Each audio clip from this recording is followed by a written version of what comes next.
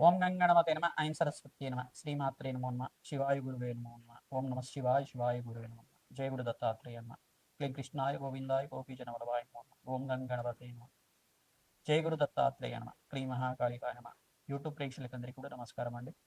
నేను పాలపర్తి గురునాథ శర్మ, జ్యోతిషం వాస్తు సిద్ధాంతిని. మీకంతా కూడా ఈ యొక్క గోచార ఫలితాలంతా కూడా మాస ఫలితాలు చెప్పడం జరుగుతుంది. ఈ యొక్క సెప్టెంబర్ మాస ఫలితాల్లో భాగంగా విశేషంగా ఈ యొక్క సెప్టెంబర్ మాస ఫలితాల్లో గోచారరీత్యా గ్రహస్థితి అంతా కూడా చూసుకుంటే గోచారరీత్యా ఫలితాలంతా కూడా ఎప్పుడైనా కానీ ఖగోళ శాస్త్రంలో గోచారరీత్యా గ్రహాల యొక్క స్థితిగతి కలియిక వాళ్ళ సంచారం గ్రహాల యొక్క సంచారం మేరకు అంతా కూడా చెప్పడం జరుగుతుంది. ప్రధానంగా చూసుకుంటే శనీశ్వరుడు అంతా కూడా మీనరాశులు సంచారం చేస్తున్నారు. ఇక్కడ బృహస్పతి అంతా కూడా మిథున రాశిలో సంచారం చేస్తున్నారు. మరియు రాహు అంతా కూడా కుంభరాశిలో, కేతు అంతా కూడా సింహరాశిలో ఈ యొక్క సంచారం జరుగుతుంది. సూర్య భగవానుడు అంతా కూడా సింహరాశిలో సంచారం చేస్తున్నారు. ప్రధానంగా చూసుకుంటే గోచారరీత్యా చూసుకున్నా కానీ గ్రహాల యొక్క స్థితిగతి అంతా కూడా ఈ రకంగా ఉంది. ప్రధానంగా ఈ యొక్క బుధుడు శుక్రుడు కలియిక అంతా కూడా కర్కాటక రాశిలో అంతా కూడా సంచారం చేయడం, అంగారకుడు అంతా కూడా కన్యారాశి మరియు తులారాశిలో అంతా కూడా సంచారం చేయడం జరుగుతుంది. ప్రధానంగా ఈ యొక్క గ్రహస్థితి అంతా కూడా ఈ రకంగా ఉంది. ఈ యొక్క సెప్టెంబర్ 7వ తారీఖు రోజున ప్రధానంగా చూసుకుంటే రాహు గ్రహస్థ చంద్రగ్రహణం అనేది సంభవిస్తుంది.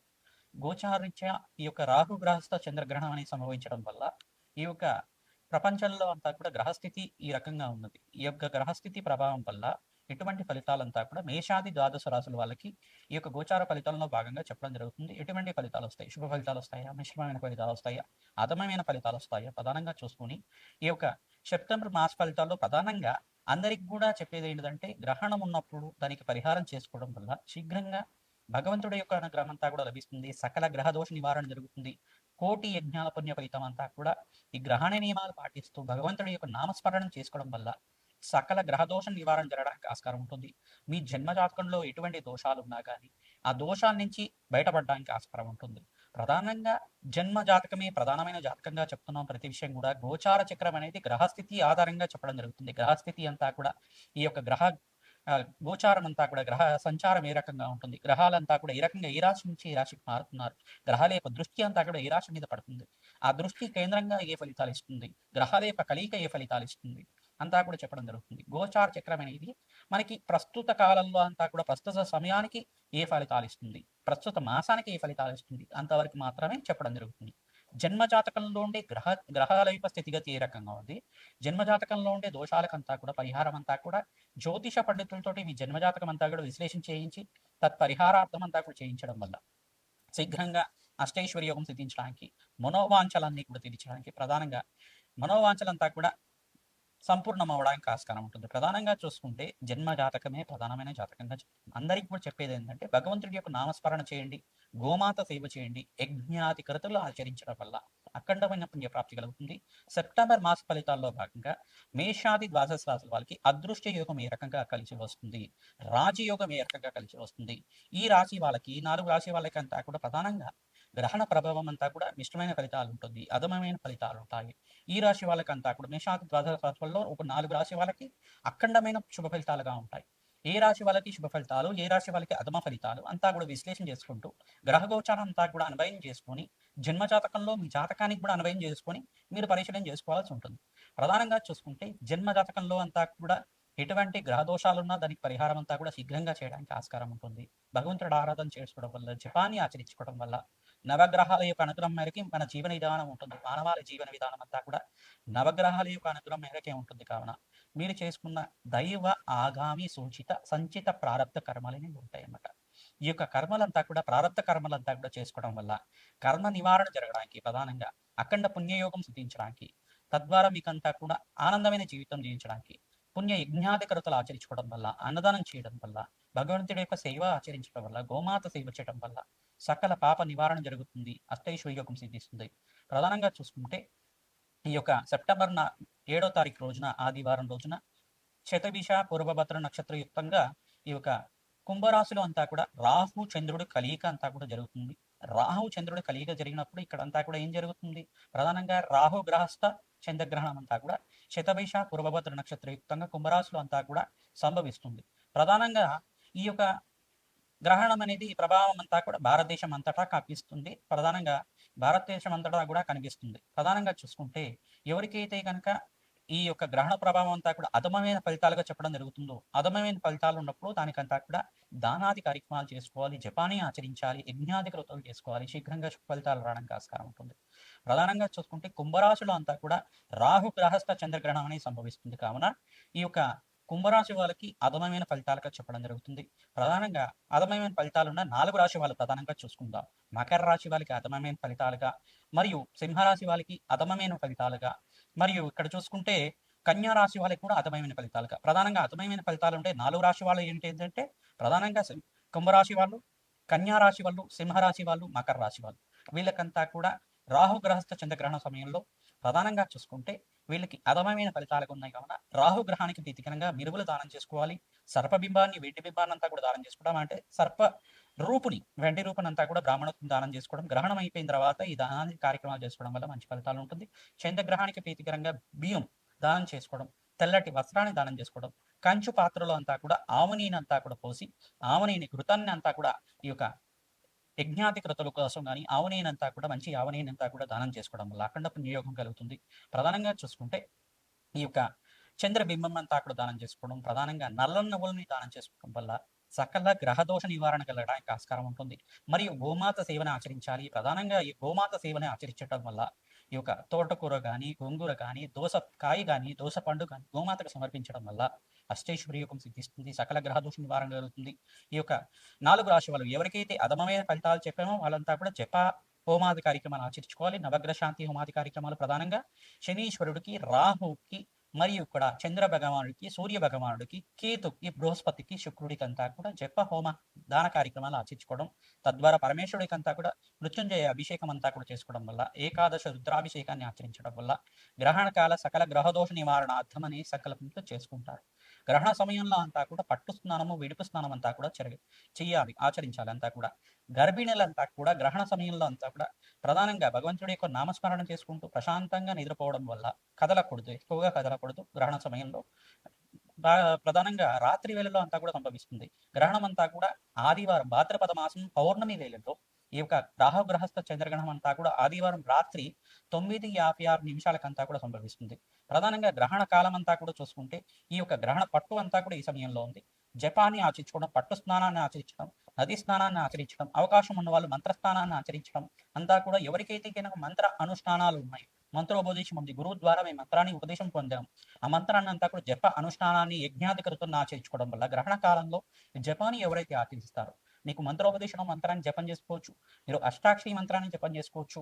ప్రధానంగా మీ ఇష్టదేవత నామస్మరణ పంచాక్షరి మంత్రం కానీ, ఇష్టదేవత మాత్రం కానీ, ప్రధానంగా అమ్మవారి నామ జపం శ్రీమాత్రి నమ నామాన్ని కూడా ప్రతినిత్యం కూడా జపాన్ని ఆచరించుకోవడం వల్ల ఎంత జపమైతే మీరు చేస్తారో దానికి 1000 కోట్ల జపమంతా కూడా మీ యొక్క జాతకంలో పడుతుందన్నమాట. 1000 కోట్ల జపాన్ని ఆచరించుకున్న ఫలితం. ప్రధానంగా ఒక్కసారి గ్రహణ కాలంలో జపాన్ చేస్తే 1,00,00,000 రెట్టు ఫలితం, 1000 కోట్ల సార్లు జపం చేసిన ఫలితం మరి యొక్క ఖాతాలో వేయడం జరుగుతుంది. తద్వారా మీకంతా కూడా అఖండ పుణ్య ఫలితం కలగడానికి ఆస్కారం ఉంటుంది. జప అనుష్ఠానాలంతా కూడా ఆచరించడం, ప్రధానంగా గ్రహణ పట్టు స్నానం, విడుపు స్నానం అంతా కూడా చూసుకుంటే గ్రహణ కాలం అంతా కూడా ప్రారంభమయ్యేది రాత్రి వేళలో, ఆదివారం రాత్రి వేళలో 9:55 పట్టు కాలం అంటారు దాన్ని అంతా కూడా. విడుపు అంతా కూడా ఎప్పుడు ఉంటుంది, 1 గంట అర్ధరాత్రి ఆదివారం 1:32 విడుపు సమయం అనేది చెప్పడం జరుగుతుంది. తద్వారా మీకంతా కూడా పట్టు స్నానము, విడుపు స్నానం కాలంలో ఈ మధ్య కాలంలో గ్రహణ పట్టు స్నానం, విడుపు స్నానం చేసేసిన తర్వాత గ్రహణం పట్టిన సమయం నుంచి విడుపు దాకా ప్రధానంగా జపాన్ని ఆచరించుకోవడం, పరమేశ్వరుడు ఆరాధన కానీ, దేవత నామస్మరణం కానీ చెప్పుకోవడం, ప్రధానంగా జపాన్ని ఆచరించుకోవడం, ప్రధానంగా యజ్ఞాది క్రతువులు ఆచరించుకోవడం వల్ల అష్టైశ్వర్య ప్రాప్తి కలుగుతుంది, ఆనందమైన జీవితం చేస్తారు. జన్మజాతకంలో గ్రహదోష నివారణ కలుగుతుంది. గ్రహణ ప్రభావం అంతా కూడా మానవాళి మీద పడకుండా ఉంటుంది. ప్రధానంగా గ్రహణ నియమాలంతా కూడా చూసుకుంటే మధ్యాహ్న వేళలో 1:30 దాకా భోజనాన్ని ఆచరించేసి రాత్రి వేళలో ఎవరు కూడా భోజనం చేయకుండా అల్పాహారం అంటే పండ్లు కానీ, పాలు కానీ తాగేసి ప్రశాంతంగా ఉండడం వల్ల ఉదర సంబంధమైన రోగాలు రాకుండా ఉంటుంది. గ్రహణ కాలంలో అంతా కూడా కొంతమందికి ఈ యొక్క ఉదర సంబంధమైన రోగాలు రావడానికి ఆస్కారం ఉంటుంది కావున గ్రహణ పట్టు సమయంలో అంతా కూడా ఏమీ తినకుండా ఉంటే రాత్రి వేళలో సంభవిస్తుంది కావున చంద్రగ్రహణం అంతా కూడా ఈ యొక్క రాత్రి వేళలో ఏమి తినకుండా ఉంటే కనుక మీకు మంచి ఆరోగ్యమైన జీవితం జీవించడానికి ఆస్కారం ఉంటుంది. గ్రహణ ప్రభావం, చెడు ప్రభావం అంతా కూడా మన మీద పడకుండా ఉంటుంది. తద్వారా ఆనందమైన జీవితం జీవించడానికి భగవంతుడు అనుగ్రహం వల్ల శ్రేష్టమైన జీవితం, ఉన్నతమైన జీవితం జీవించడానికి ఆస్కారం ఉంటుంది. ప్రధానంగా అధమమైన ఫలితాలంతా కూడా 4 రాశి వాళ్ళకి ఎవరికైతే చెప్పామో ప్రధానంగా శుభ ఫలితాలంతా కూడా చెప్పుకుందాం. ప్రధానంగా చెప్పుకోవడం ఏంటంటే మేషరాశి వాళ్ళకి శుభ ఫలితాలుగా ఉంది, మరియు కర్కాటక రాశి వాళ్ళకి శుభ ఫలితాలుగా ఉంది, మరియు ధనుస్సు రాశి వాళ్ళకంతా కూడా శుభ ఫలితాలుగా ఉంది. ఈ యొక్క వృశ్చిక రాశి వాళ్ళకి కూడా శుభ ఫలితాలుగా ఉంది.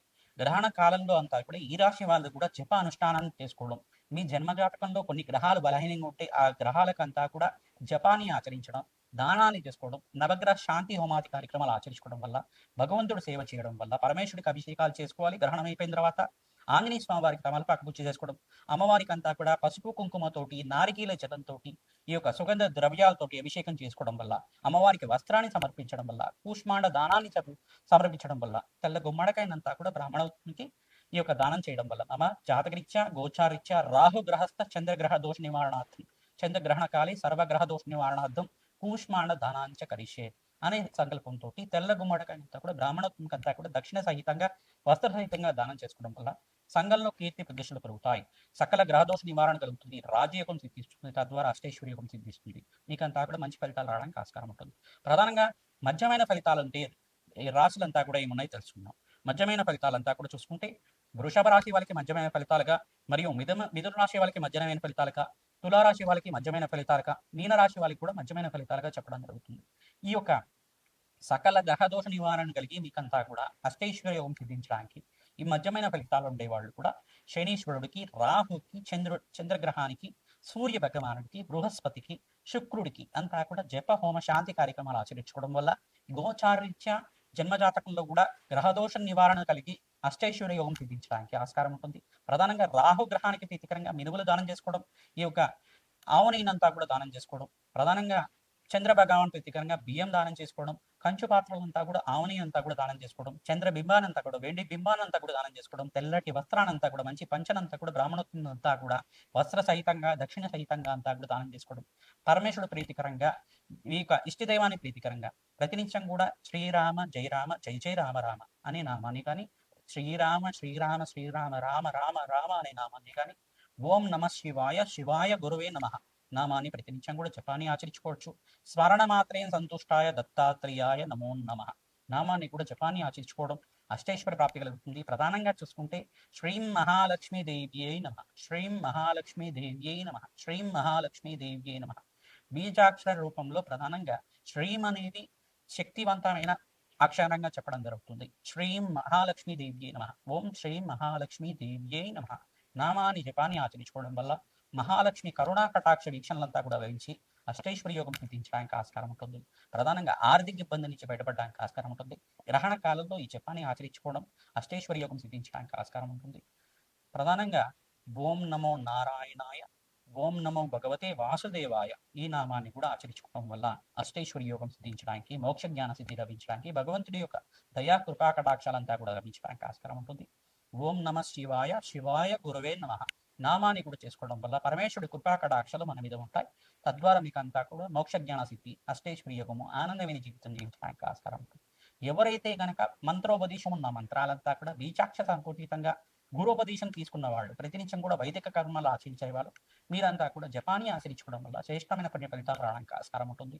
జపానుష్ఠానం అయిన తర్వాత దశాంశం అంతా కూడా హోమాన్ని చేసుకోవడం వల్ల మీకు మంచి ఫలితాలు రావడం, క్షీర తర్పణము, జల తర్పణం, తిల తర్పణం అంతా కూడా చేసుకోవడం వల్ల సకల గ్రహదోష నివారణ జరగడానికి ఆస్కారం ఉంటుంది. జప అనుష్ఠానాలంతా కూడా చేసుకున్న తర్వాత ఈ యొక్క బ్రాహ్మణోత్వంకంతా కూడా అన్నదానం చేయడం వల్ల ఆ జప ఫలితం అంతా కూడా సిద్ధిస్తుంది. తద్వారా అమ్మవారి కృపాకటాక్షం అంతా కూడా లభిస్తుంది. ఎవరైతే కనుక పుణ్యక్షేత్ర దర్శనాలంతా కూడా గ్రహణం అయిపోయిన తర్వాత చేస్తుంటారో, భారతదేశంలో అంతా కూడా దేవాలయాలన్నీ కూడా ఈ గ్రహణ సమయంలో అంతా కూడా మూసివేయడం జరుగుతుంది. గ్రహణం అంతా కూడా అయిపోయిన తర్వాత దేవాలయం పుణ్యవాచన పూర్వకంగా శుద్ధి చేసుకొని మీకంతా కూడా మరుసటి రోజునంతా కూడా దర్శన భాగ్యం ఇవ్వడం జరుగుతుంది.